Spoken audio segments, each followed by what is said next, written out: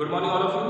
Today we are going to start a new topic and that is our system of election. Previous video में आपने election के बारे में study किया, आपने इलेक्शन का मीनिंग देखा और आपने देखा इलेक्शन की नीड्स क्या होती है।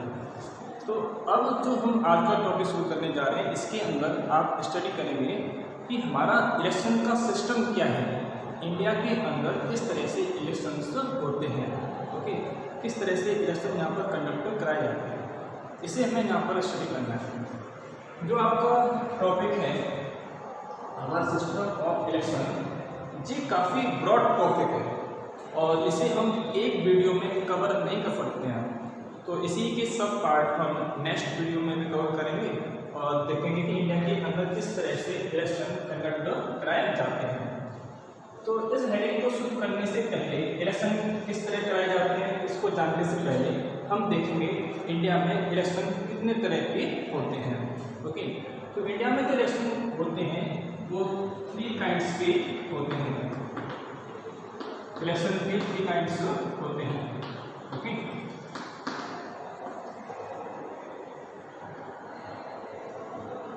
तो फर्स्ट वन कौन सा होगा, उसे हम कहते हैं general election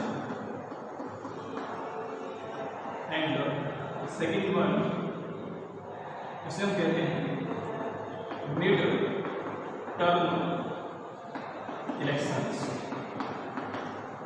and last one उसे हम कहते हैं बाई इलेक्शंस। आपकी एनसीईआरटी बुक में 2 काइंड्स दे रखे हैं, एक तो जनरल इलेक्शन के बारे में दे रखा है एंड बाई इलेक्शन के बारे में भी दे रखा है, लेकिन मैंने आपको 3 काइंड्स बताए और मैंने एक ऐड किया है इसके अंदर, वो कौन सा, मिड टर्म इलेक्शंस। ओके, अब देखते हैं कि हिंदी में इनको क्या कहते हैं। जनरल इलेक्शन को हम कहते हैं आम चुनाव।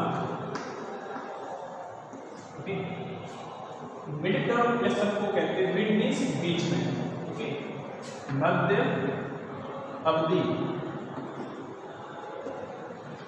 मध्य प्लस अवधि चुनाव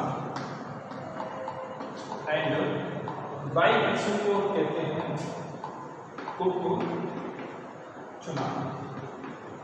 ओके, देखिए हमें स्टडी करना है इन तीनों के बारे में।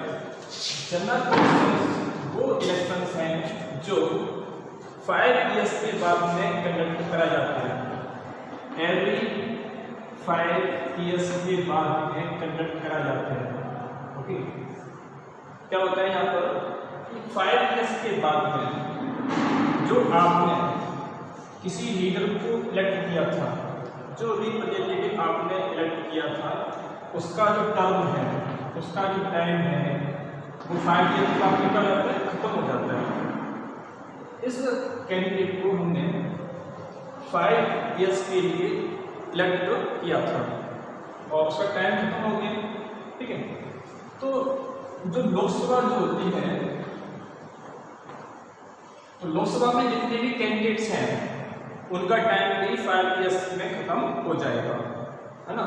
तो जितने भी कैंडिडेट्स हैं 543 कैंडिडेट्स होते हैं इसके अंदर, तो उनका टाइम जो है 5 ईयर्स के बाद में खत्म हो गया। तो लोकसभा को हम कर देते हैं डिसॉल्व। लोकसभा क्या हो गया, डिसॉल्व हो गया। ओके, लोकसभा पूरी तरह से खत्म कर दी हमने, डिसॉल्व कर दी।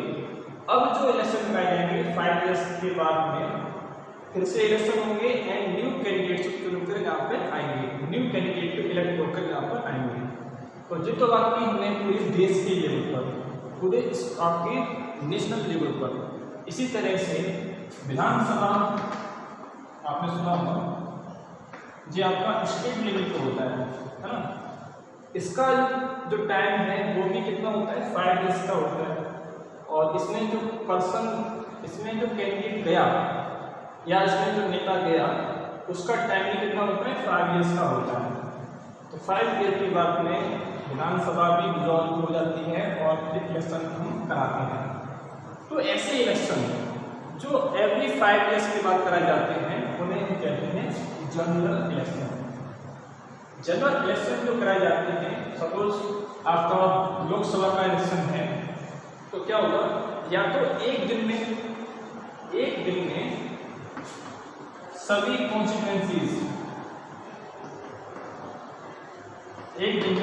कॉन्स्टिट्यूएंसीज में सारे इलेक्शन करा दिए जाते हैं। कॉन्स्टिट्यूएंसी का क्या मीनिंग होता है, इसे हम आगे पूरा डिस्कस करेंगे। फिलहाल तो आप ये समझ लीजिए कि कॉन्स्टिट्यूएंसी को हम कहते हैं एक ऐसा एरिया, तो मान लीजिए आपका देश है और इतना बड़ा कंट्री आपका है, इतने बड़े कंट्री के अंदर हम एक दिन में इलेक्शन नहीं कर सकते, तो हमने क्या किया, इसको छोटे छोटे पार्ट में कर दिया। तो कुछ पार्ट इसके कैसे छोटे से हैं,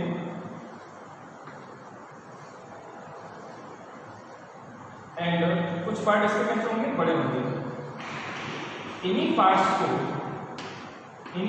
हम कहते हैं कॉन्स्टिट्यूएंसीज। इलेक्शन कराने के लिए हमने किसी भी प्लेस को छोटे छोटे पार्ट में डिवाइड कर दिया और उस पार्ट को हम कहते हैं कॉन्स्टिट्यूएंसीज।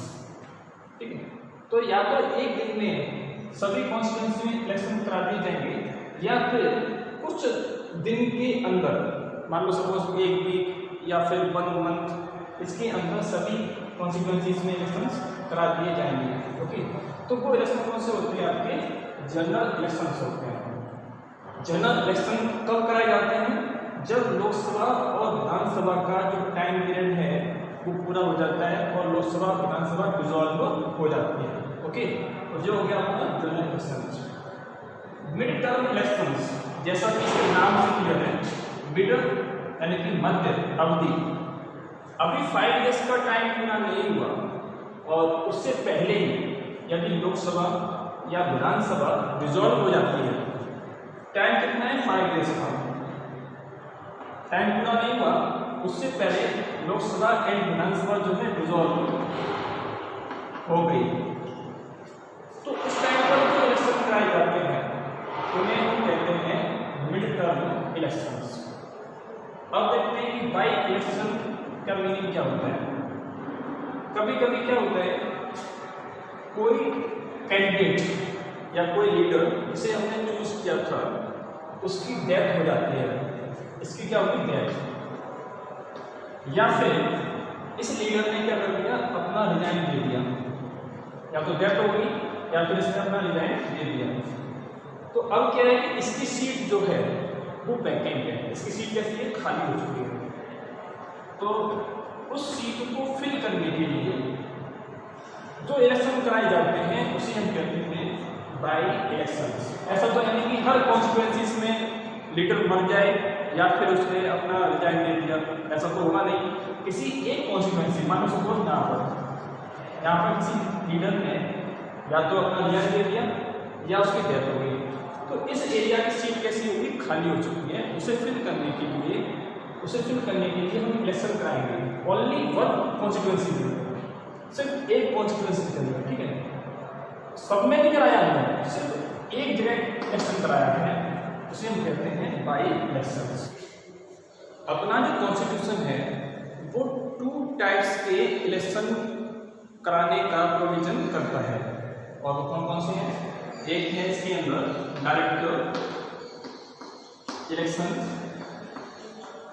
एंड सेकंड है इसके अंदर इनडायरेक्ट इलेक्शंस। अगर इसकी हिंदी बनाई जाए तो उसे हम कहते हैं प्रत्यक्ष चुनाव, और इसे हम कहेंगे अप्रत्यक्ष चुनाव। जैसा कि इसके नाम से क्लियर है, इसमें क्या होता है कि पीपल जो होते हैं वो डायरेक्टली वोट देते हैं और अपने लीडर का इलेक्शन भी डायरेक्टली करते हैं। ओके, ऐसे इलेक्शन जिसमें पीपल डायरेक्टली पार्टिसिपेट करते हैं, पीपल जो हैं डायरेक्टली पार्टिसिपेट करते हैं, ओके, एंड अपने लीडर का वो चुनाव कर देते हैं। तो ऐसे कौन कौन से इलेक्शन होते हैं, देखिए लोकसभा का इलेक्शन जो होता है उसमें हम लोग यानी कि वोटर्स, पीपल क्या करते हैं कि पार्टिसिपेट करते हैं और वोट डालने जाते हैं। और किसी लीडर को चूज कर लेते हैं। इसी तरह से स्टेट असेंबली इलेक्शंस, ओके, इसमें भी क्या करते हैं हम लोग पार्टिसिपेट करते हैं और लोग किसी भी लीडर को चूज कर लेते हैं। तो यहाँ पर भी पीपल का पार्टिसिपेट कैसा हो रहा है, डायरेक्टली होता है। इसी तरह से जो आपकी पंचायत होती है या फिर जो नगर पालिका के इलेक्शन जो होते हैं उसमें भी हम लोगों को डायरेक्टली पार्टिसिपेट करने का चांस मिलता है और हम लोग अपने लीडर का चुनाव करते हैं। इसके जस्ट अपोजिट ऐसे इलेक्शंस जिसमें पीपल वो डायरेक्टली पार्टिसिपेट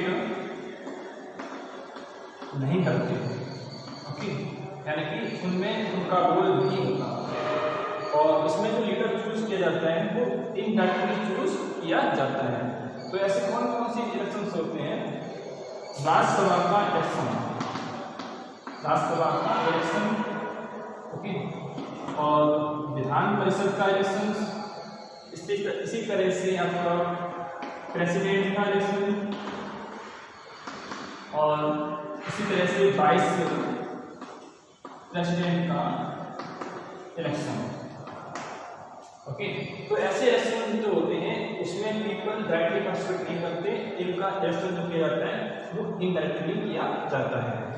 स्टूडेंट्स, जो आपकी मेन हेडिंग थी कि हमारा सिस्टम क्या है इलेक्शन का, ठीक है, तो इसे पढ़ने के लिए हमें कई सारी सब हेडिंग का इस्तेमाल करना पड़ेगा।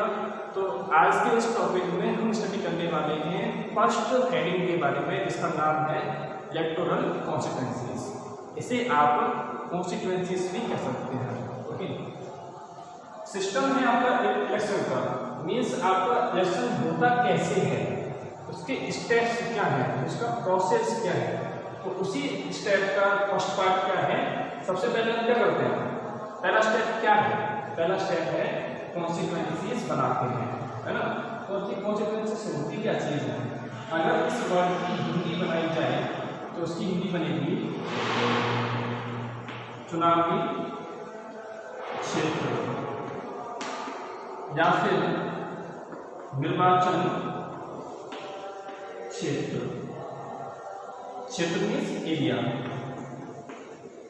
यानी कॉन्सिक्वेंस का मीनिंग क्या हो गया, एरिया जहाँ पर इलेक्शन कराए जाते हैं, क्लियर हो गया। तो कॉन्सिक्वेंसेस वो एरिया है जहाँ पर इलेक्शन कराए जाते हैं। इसकी डेफिनेशन क्या है? For the purpose of elections, for the purpose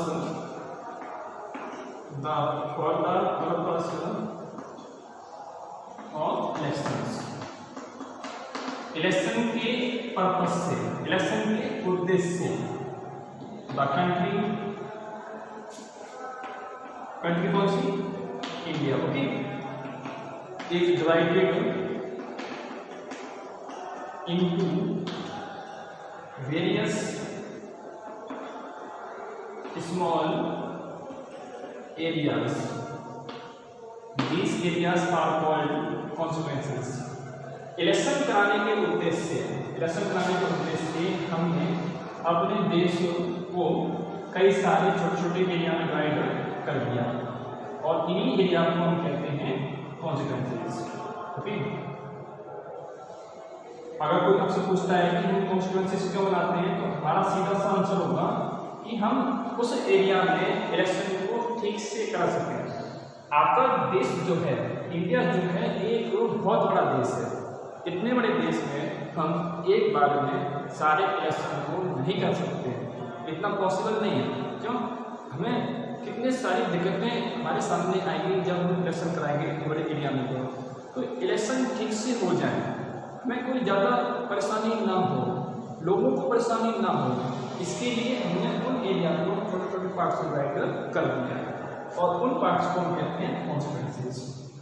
आप यहाँ देख सकते हैं, सपोज ये आपका एक एरिया है, ओके, और हमने इस एरिया को कई सारे स्मॉल स्मॉल पार्ट्स में डिवाइड किया है। और क्यों किया है? इलेक्शन कराने के लिए किया है।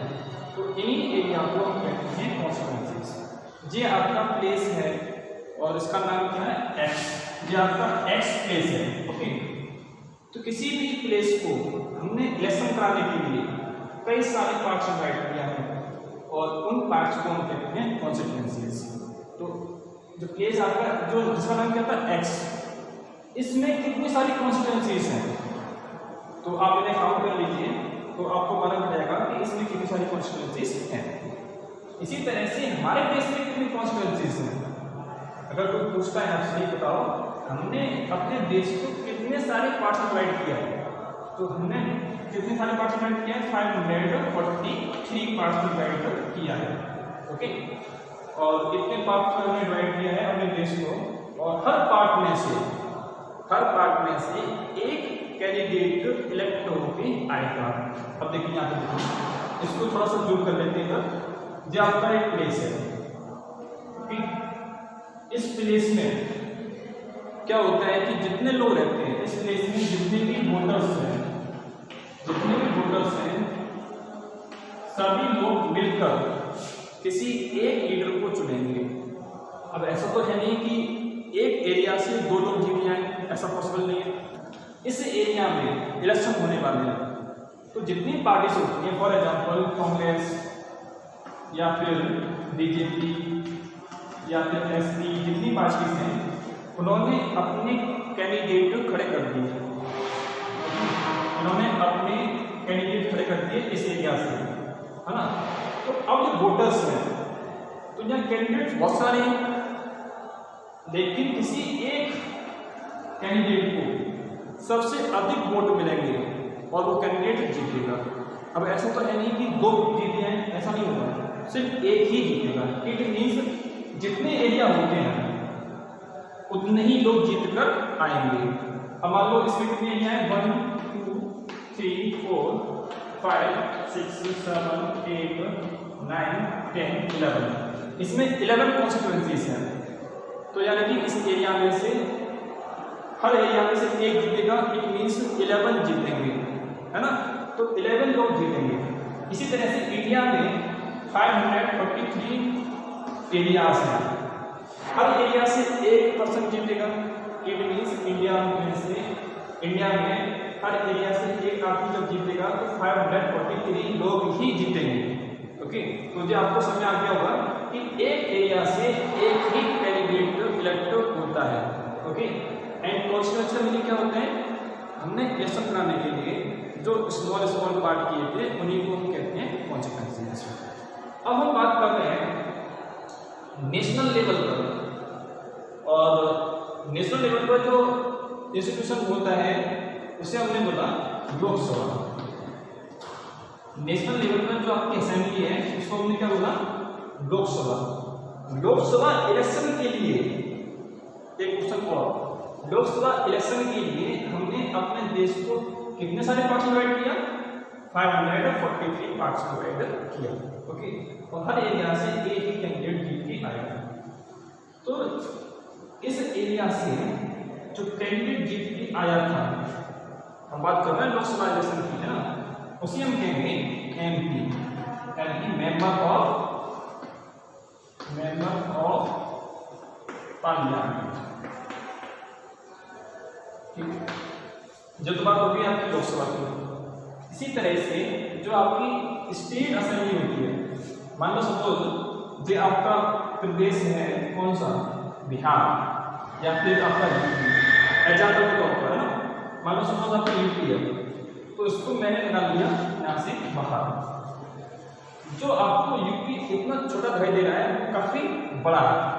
ठीक, और इतने बड़े यूपी के अंदर जो इससे बड़ा है, इतने बड़े यूपी के अंदर हम एक बार में सारे इलेक्शन नहीं कर सकते, क्योंकि आपका जो यूपी है वो बहुत बड़ा है। तो क्या करेंगे यहाँ पर, फिर से हम इस एरिया को डिवाइड कर देंगे, फिर से हम इस एरिया को डिवाइड कर देंगे।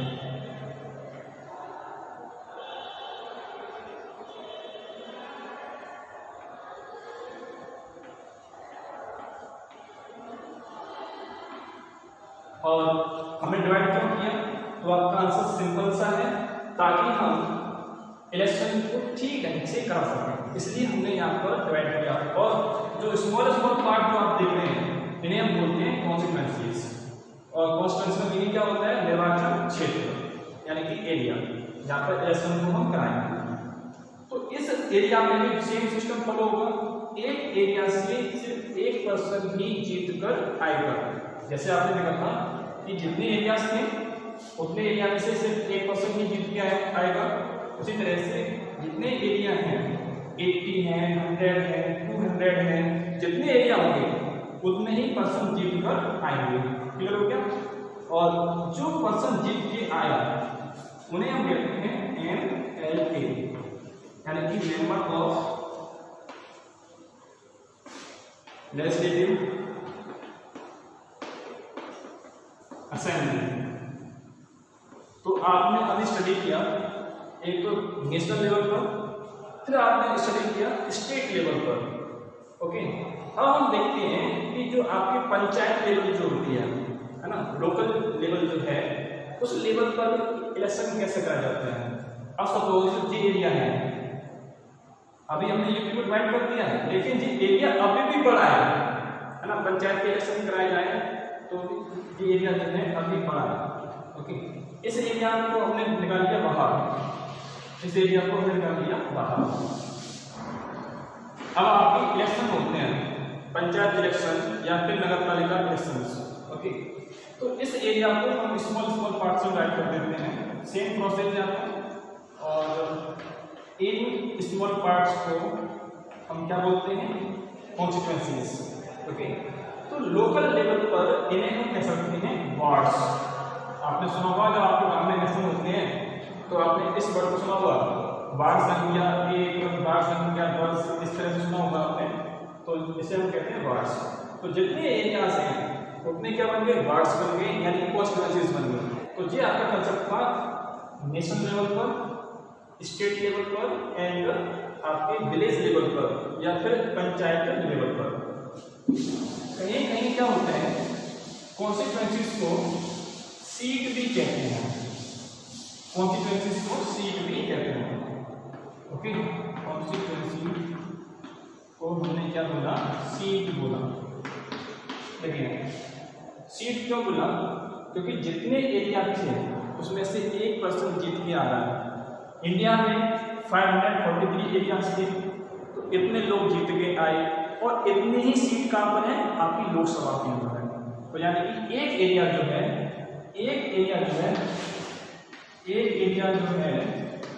वो लोकसभा में एक सीट को रिप्रेजेंट कर रहा है।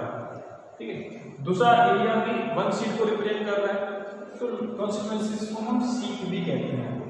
अगर कोई आपसे कहे कि बीजेपी ने 100 सीट जीती है इलेक्शन के अंदर, तो उसका मतलब क्या है? सीट इक्वल टू कॉन्स्टिट्यूएंसी है ना। 100 सीट जीती, इसका मतलब ये हो गया कि उसे 100 जगह से जीत मिली, यानी कि उसके जो पर्सन थे, उसके जो कैंडिडेट थे वो 100 जगह से जीते हैं। 100 जगह से जीते हैं। ठीक है, मान लो सपोज बीजेपी के जो कैंडिडेट हैं वो 100 जगह से जीते हैं, यानी कि 100 कॉन्स्टिट्यूएंसी से जीते हैं। अगर बीजेपी को 200 सीट्स मिली तो उसका मतलब क्या है कि बीजेपी पार्टी जो है 200 जगह से जीत कर आई है, यानी कि उसके जो कैंडिडेट थे वो 200 जगह से जीत कर आ रहे हैं। ओके, तो कॉन्स्टिट्यूएंसीज का मतलब आप समझ गए। कॉन्स्टिट्यूएंसीज का मतलब होता है कि इलेक्शन कराने के लिए हमने उस एरिया को स्मॉल पार्ट्स में डिवाइड कर दिया और उसे हम कहते हैं कॉन्स्टिट्यूएंसीज। इलेक्शन कराने के लिए जो आपका सिस्टम था इलेक्शन कैसे होते हैं, तो पहला स्टेप क्या था? हमने इलेक्शन कराने के लिए देश को स्मॉल पार्ट्स में डिवाइड कर दिया, जिससे हम कहते हैं कॉन्स्टिट्यूएंसीज। अब इसके आगे का स्टेप क्या होगा उसे आप पढ़ेंगे नेक्स्ट वीडियो में। तो आज के इस टॉपिक में सिर्फ इतना ही। आई होप आपको आज का टॉपिक समझ में आ गया। Thank you.